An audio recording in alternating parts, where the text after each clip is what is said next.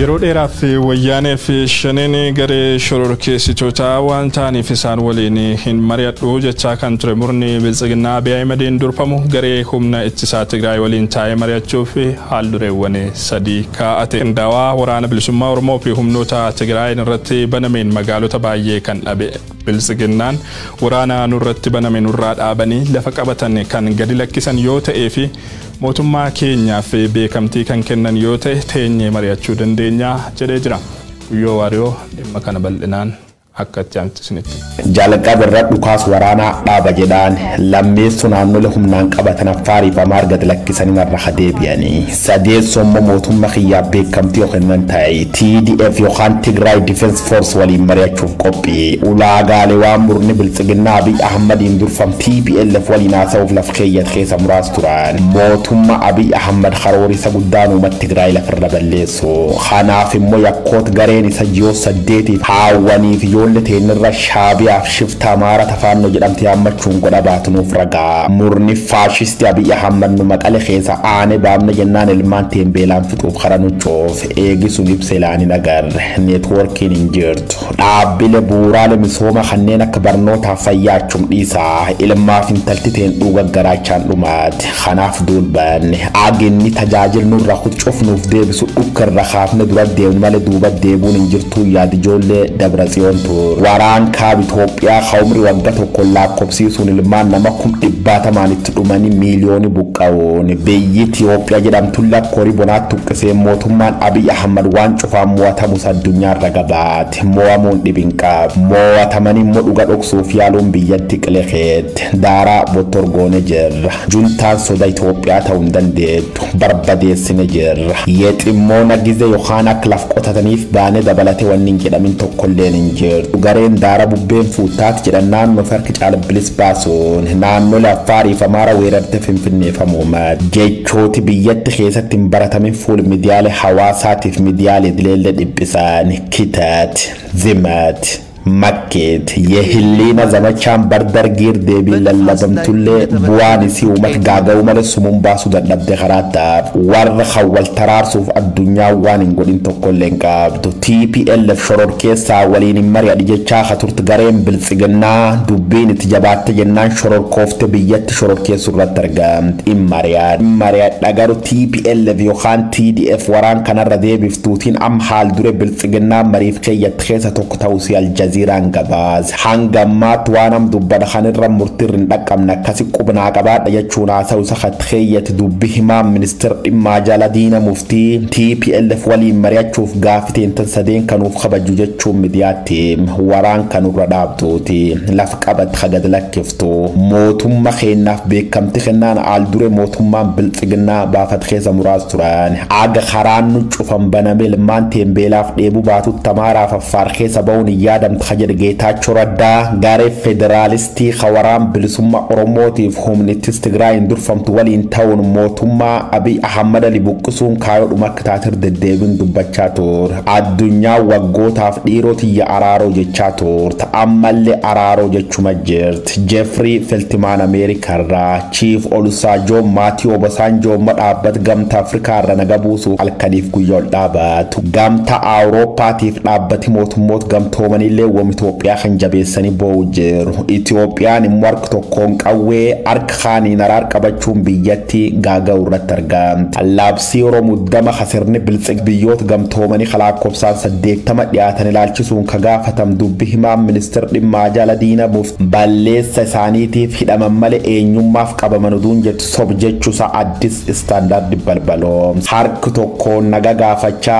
حرك توكون قوي قبتاني لولونم موتومان أبي أحمد تجر خنتب قطر فانتوتا فكاتشو كنولت انتالتوتي سياسات دوبات وارام بلسوما أوروموتي فغاري بلسغنا همنيتيس تغراي تيفانو أمارا إثيوبيان أبي أحمد أكم غولم تجرتي جدان Oduu keenya tiyaanoon waraanni Itoophiyaa keessaa waraana dantaa United States karaa hedduun miidhu waan ta'eef United States karaa dandeessuun dhaabsisuu qabdii jedha qondaallee duraanii NATO. Waraana Itoophiyaa kan waraana Baalkaan bara 1990 keessa ture wal fakkaatu kana United States ofii loltoota ishee bobbaasuudhaan dhaabsisuudhaaf haalli hayyamuu fi yoo baatillee carraaqqii nagaa kabachiisuu United Nations keessatti hirmaachuun tarkaanfii dhaabsisuu fudhachuu qabdi jedha qondaalli kun. Abrahaam Birroo waan irraa isinitti hima. Miilee Ameerikaa xinnoot waa'ee biyya tanaa beeku. Biyya baay'ina uummataan Afrikaa irraa lammeessoo biyya gita bittaa faranjii jala hin galle magaalaa guddoon ishee Finfinnee waajjirri olaanaa gamtaa Afrikaallee lafa tanarra jira jedhee gala. Artiikilii Bloombergiif ergeen ajajaan duraanii waraana neetoo James Stavridis gaafan ajajaa waraanaa neetoo ture gamtaa Afrikaa faana michummaa gaarii qabna ture. Shiftoota galaanarraa kan qarqara baha Afrikaa adamsuu irratti waliin hojjechaa turre jedha James Stavridis artiikilii waa'ee Itoophiyaa irratti Bloombergiif qoretanaan.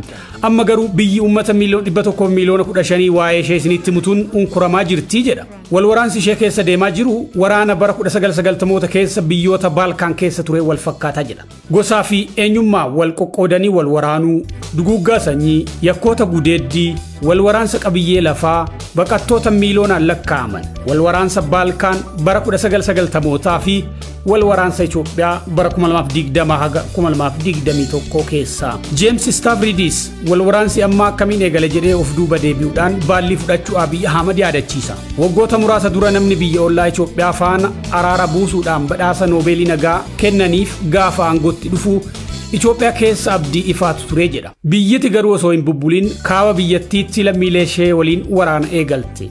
Amma waraanni sun bakka mara ga'ee goolama nama sururuutti seente jedha. Amma gareen finciltootaa warra kaabaa kan ministeera muummee wal lolan garee finciltootaa kabiraa ofitti da'anii magaalaa guddoo biyyattii Finfinnee afoodhaa dhaadachaa jiru jedha. Ministeerri muummee gama isaatiin uummataan waan qabdaniin lolaaf qophaa'aa jedhee waamicha godhee jedha qondaalli waraanaa neetoo duraanii James Stavridis. Ameerikaa wal waraansa kana keessa dantaawwan akkamii qabdii maal gochuu qabdi immoo jedhee gaafata. Jalqaba irratti Itoophiyaan biyya uummata guddaati. Lafa bal'aarra biyya jirtu kutaa bulchiinsa Texas si'a tokkoo fi walakkaadhaan caalti. Kun dhimma jabaa tokko immoo biyyattiin giddugaleessa gaanfa Afrikaati. Biyyi tun qarqara galaanaa tokkollee hin qabdu lafuma goggogaadhaan marfamtee biyya jirtu. Kanaaf wiirtuu tarsiimoo diinagdee fi siyaasaa kaaba baha Afrikaati. Finfinneen immoo wiirtuu dippiloomaatotaatii fi teessoo gamtaa Afrikaa UN'tti Komishinii Diinagdee Afrikaa akkanumallee bakka miisiyoonota ardiilee birootillee. Kalammataa Itoophiyaan wiirtuu siyaasaa fi nageenya ardii Afrikaati jedha. Gamtaa Afrikaatti ambaasaddara United States duraanii kan turan Ruben Bridges dhimma kana haasofnee turre.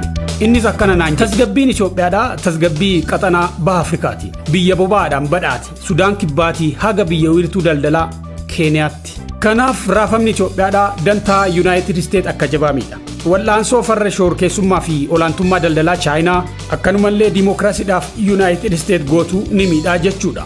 Keessumaa erga ajaja President Donald Trumpin United States loltoota ishee gara kanaa baafte Sahel kutaan jedhamu maandhee shororkeessitootaa ta'aa dhufee jira. Sadaffaan ammoo rakkoo gaagaama namoomaa mul'achaa jirudha. Sababa gaagaama namoomaa Itoophiyaa keessaatiin dhaabbanni mootummoota gamtoomanii fi ejensiiwwan isaa watwaachaa jiru. Dhaabbata mootummoota gamtoomaniitti Komishinarri olaanaan mirga namoomaa Dr. Michelle Bachelet waraanni qaama mo'atu hin qabne kun biyyattii unkuraa jira jedhanii turan. Sababni kan biraa United States waraanni kun dhiphisuuf dhalattoonni Itoophiyaa baay'een United States keessa jiraatu. Jarri kun yaaddoo maatii isaaniitiif jecha dhiibbaa United States barbaacha hiriirota guguddaa Washingtonii fi kutaalee Ameerikaa baay'eetti lafa dhiphisaa jiru jedhan. Hiriira namni 75,000 haga 200,000 irratti hirmaatu. Sababoota kanneenii fi kanneen kana fakkaataniif mootummaan Ameerikaa waraana Itoophiyaa keessaa dhaabsisuuf bu'uura qaba jechaadha jedha. Ajajaan durii waraana neetoo kun waraana Itoophiyaa kan waraana Baalkaan fakkaatu kanaan finciltooti baay'een humnoota kaaban mootummaa giddugaleessaa lolanitti dabalamuudhaan gara giddugaleessaa oofaa jiran. Kanaaf waraanni kun kana caalaa osoo hin hammaatiin dhukaasa dhaabuuf mariin eegalamuu qabaa jedhan.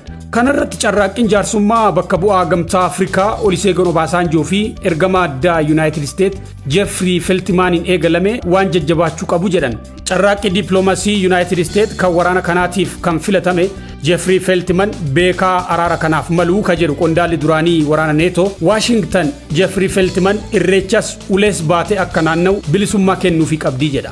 United States carraaqqii nagaa kabachiisuu UN keessatti hirmaachuudhaaf fedha qabaachuu qabdii ka jedhu namni kun waraana kana dhaabsisuuf beekumsa waraanaa fi intelijeensii naannoo baha Afrikaa gahaa qabaa jedhee jira. Ameerikaaf loltoota ishee naannichatti bobbaasuun kan deemsisu yoo ta'uu baatellee walfixiinsa akka Rwaandaa dhufuuf jiru osoo laalanuu callisuun garuu qaaniidha jedha. Kanaaf United States tarkaanfii dabalataa fudhachuu qabdii jedha. US Embassy has published an advisory suggesting that its citizens reconsider traveling to Ethiopia.